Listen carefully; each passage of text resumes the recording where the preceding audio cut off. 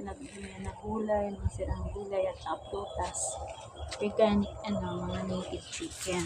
Yan. Ito guys, ang dami ng naglilimlim na siya. Ang dami niyang itlog. Nging! Nging! Patikita mo daw yung mga itlog. Bilangin natin yung egg niya. Ang dami. Naglilimlim na siya. 1, 2, 3, 4, 5, 6, 7, 8, 9, 10, 11, 12, 13, 14, 15, 16, 17, 18, 19, 20, 21, 22. Ang dami guys. Nasa higit 30 na ata to. Yan, lamiman mo na. Ito may yung kabila